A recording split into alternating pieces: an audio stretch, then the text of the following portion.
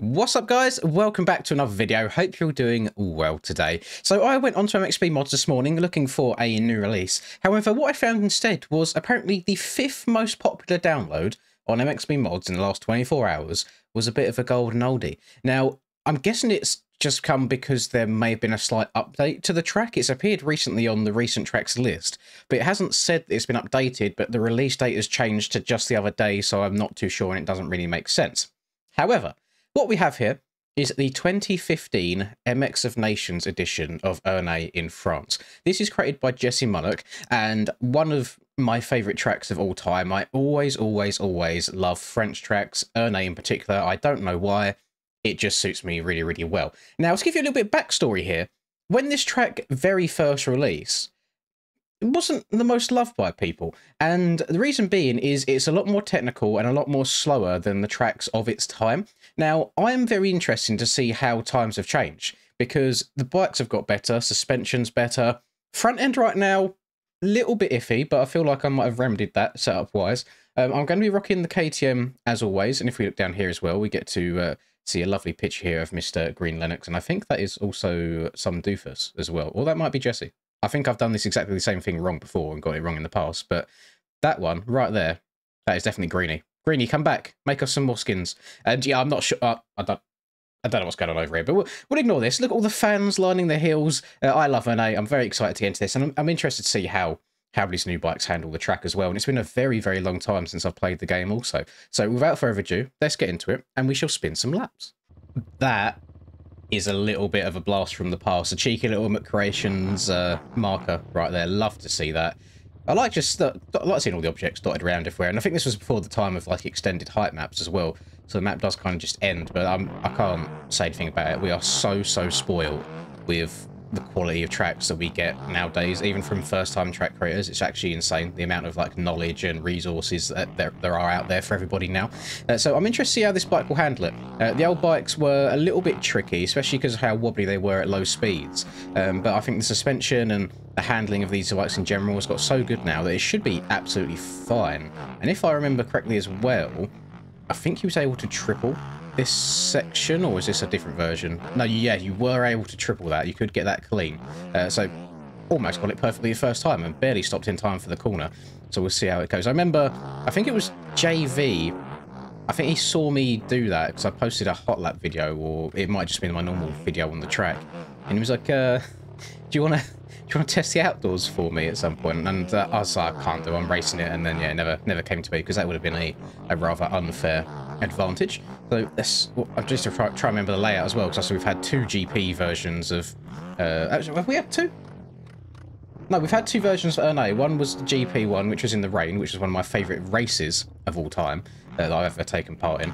And then we had one which was for the more recent nations that we've done in MX bikes, where unfortunately I decided to crash at the top of this double, roll down the hill, get stuck in an invisible wall in the back of this berm, and then it respawned me all the way back before the rollers at the top of that hill over there, and it was an absolute nightmare. I was very, very unhappy at the time. But so far, the track feels so much easier than it used to, and it's nice seeing some of these old tracks being like revived in some way. And again, I don't know if it was a case of like a fixed link that boosted it up the list, or maybe, I don't know if Jesse just asked if it can be pumped up again for the looks of it, or if it's going to be a race that's going on in a series, so it's become a bit more popular. No idea. But I'm all for it. It's nice to be reminded of tracks like this from a blast from the past, especially one that I gelled with so well in comparison to other people. I will say, it seems like the general trend of what people like hasn't changed much over the years, because I don't think I'm going to get this. I'm just going to double. That's a smart thing to do, because the one recent comment which was left yesterday on the track, as opposed to all of the other comments that were left back in like 2022, was track too tight. It's a European, it's a French track in particular. It's a hilly French track, and a lot of European tracks are tight and twisty anyway. It's true to life. I don't know what's expected at some point, you know, like the US tracks compared to EU tracks, they're so different to each other. And I feel like that's always one thing that the European riders, when they go over to the US, they mention straight away is how fast the tracks are. Not in terms of the competition is just that much quicker than what you get in the EU, but the speeds that you reach on the tracks and the speeds that you maintain on the tracks are crazy because of how like wide and how fast and flowing the tracks are. You haven't got like this really low technical get down to like first or second gear. I mean, you get it on maybe like on a track like Sugar, maybe you've got a few extra tight sections, but for the most part, the US tracks are very, very quick. And especially with how much they get groomed. I was quite surprised to see, so watching Millville, when they had that tiny little delay because of the lightning, I was very surprised to see them basically groom the entirety of the track before the last moto of the day. I'm just like, they are professional riders, you know, they are allowed to be put into some slightly difficult conditions every now and then. I just thought that was crazy to me, seeing that, because I mean in EU they just have at it. There you go, off you go ride. I mean, this isn't like similar to professional level racing at all, so don't get it twisted, but I've been to tracks before where, I mean, there's one track in a really, really small village in the UK. I can't remember the name of it for the life of me, but it's where I originally tore my ACL, my meniscus, which I suppose is, I'm probably shooting myself in the foot here by saying that it's absolutely fine and then I hurt myself, but it was a skill issue. That's why I hurt myself. But they were only allowed to do a race there once a year because obviously all the noise and it's in a small village, so to keep all of the locals happy, etc. And went there one year, absolutely fine, loved it. Track got quite rough, you know, like pretty brutal. Went back the next year, hadn't been touched. It had been left, you know, they'd let the like animals out because a lot of UK tracks are used as like farmland when they're not being ridden on. So the animals had gone on. There was like massive piles of like cow poo all over the place on the track. So that's fun to get on your tear-offs.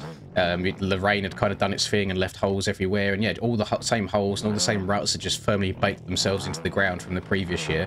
And it's just like, you know what, tiny bit of rain, let the bikes go out and chew the track up themselves and have at it. There's none less like perfectly groomed track all the time, and I'd like to see a little bit more of that. I'd like to see the outdoors tracks be a little bit rougher. I know they rip them quite deep at the moment for the US racing, don't they? Which is why they've been getting fairly rutty at the moment. But yeah, I'm just really surprised they went through and basically flattened everything out before that last motor of the day. I can understand if they done it in between like 250, well, sorry, because 450s went first, didn't they? So it went 451, 251. I'd understand if they done it then before 452, so then both sets of bikes had a smoother track for Moto2. But yeah, I didn't understand doing it for the final one of the day. But one thing I'm excited for is for Millville in-game on Friday. They're going to be replicating that same format. So you know how I like to piss and moan constantly about the massive gap and how long the night takes overall. 450s will now be done very, very early because they don't stagger Moto 1, so 250 and 450 Moto 1 goes at the same time. However, they have been staggering and making us wait for 250 Moto 2 to be done, which takes about 45 minutes in total. But that won't be the case this time. We will be going first, so we're just going to have two back-to-back motos, and then I'm unsure. I don't know if Reaper's going to be back this week or if he's it's going to be like jet lagged or anything like that after his trip to the UK.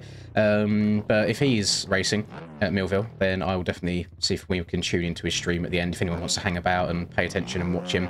It's nice seeing other people's pain and suffering rather than dealing with it all by yourself. I don't know if I've mentioned it in a video, but I do still have the red plate by one singular point.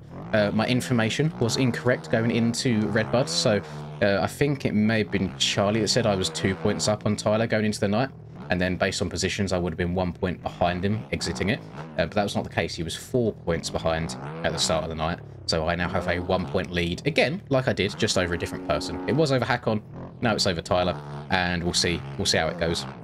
One person commented saying, Lynn's new meta, just treat the races like you treat normal public lobbies and you'll be absolutely fine. And it does sound like a brilliant idea, and I think it was a way that would keep me a lot more calm and not get so angry at the game when all these weird and wonderful little things happen from the physics. At the same time, I feel like it's going to be really difficult to do. Like, just remove yourself from the moment and just play the game, because then I almost feel like I won't lock in as well as like I did in the second moto at Redbud, for example. I was zooming around the dirt course. I feel like I'll struggle to do that as much if I treat it more casually. But one thing I may do, which might in turn stop me raging as much, is I might just mute my mic for the moto, because then if I know that I have no voice and whatever I say doesn't matter anyway, there's almost like there's no point in saying anything. I mean, you'll probably be able to see me mouthing the F word every now and then, but I might try it out again. I might see how it goes. I might try and lock in and just mute up and see what happens. But I'm excited for Millville. It's a track that I enjoy watching race. I like any race that they do at Millville. Always seems to be somewhat interesting, especially after like watching qualifying with Mr. Anderson doing a cheeky little front flip in qualifying.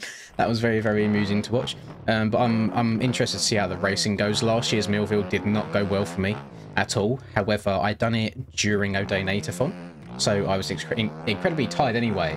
But I think I was something like 7 seconds off the pace. Like, it was absolutely ridiculous. So I'm hoping I'm a bit more competitive this year. I need to be. I should be. And then after the back of last video, when I was talking about Washougal being 2 strokes only, it's set in stone now. So as soon as Millville's done, as soon as that's out of the way, I'll probably spend that week just riding the 252 stroke a little bit. And more so messing about with what 252 stroke I want to ride, because I'd done a little bit the other night, and I hopped on the KTM. I don't know if it's the sound that's on the KTM, but it didn't feel particularly quick. Hopped on the gas and it felt quick, but I found myself having a fair few like foot peg dragging issues. I'm not sure if like the hitbox on that bike is bigger than any others, but it could just be placebo, but that's how it felt. And then I hopped on the Husky and it just felt okay. It didn't feel amazing, but I couldn't get the suspension to do what I wanted it to do, so it felt like it was skipping around quite a bit. So we'll see. We've still got time for some more experimenting. I wouldn't mind running like the Yami or the Fantic just for the sound. I think they sound really, really nice. However, word of warning, don't ride the Yamaha 252 stroke, because it's got suspension issues where if you hit a particular bump too hard, or I mean any bump in general to be fair, the suspension basically falls out of itself. So it will rebound you basically over the handlebars, and when you're in the air, so if this is your bike and this is like your this is your rear tire rebounding as you're riding along the track. For some reason, whenever you leave the ground, the back wheel just like falls out the bottom. Like it's so extended, it's unreal. So I wouldn't recommend that. I think the Fantic's okay. It's just a little bit on the slower side. But I'll see. I'll do some testing, see how it feels, and we'll go from there. So yeah, Washougal. So what round would it be? Round 6 was Redbud. Round 7's gonna be Millville. So round 8 for Washougal. Not the Friday coming. The Friday after that, you guys will all get to enjoy a 2-stroke only round. So the 450 class will be 252 strokes. The 250 class will be 125s, and it'll be nice. A little bit of a fun race to mix up the normal stuff. Tyler was trying to get the top 10 in points to do it anyway, which I would have all been absolutely fine for. I think that's quite good fun. But now that everyone is forced to ride them regardless, same result. Very, very happy. So I think that's going to wrap it up for me. In terms of the track, it is still difficult. I'll give them that. It is still one of the more technical tracks there are, mostly just because of the bumps on the hills and like the off-camber turns, but I really do enjoy it. It is such a different pace of track compared to what we usually get. You really have to take your time and pick your way around.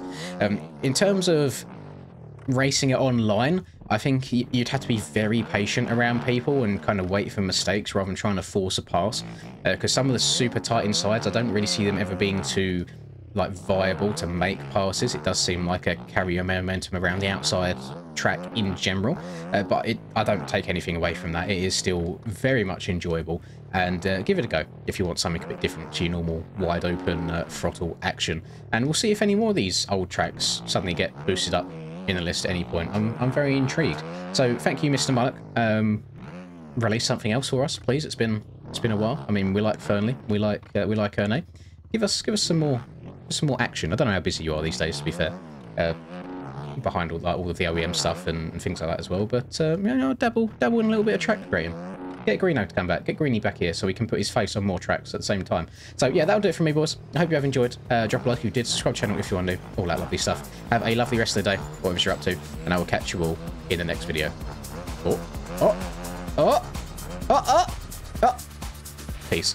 Lynn's in the zone, never backing down. Riding MX bikes, he's the talk of the town. 2022 champ with the YouTube crown. His game is tight, no signs of slowing down. Late nights, bright lights, he's chasing that fame in the digital arena. Writing his name, she's a 10 out of 10. Supporting his lane, hairline might receive, but his passion's the same.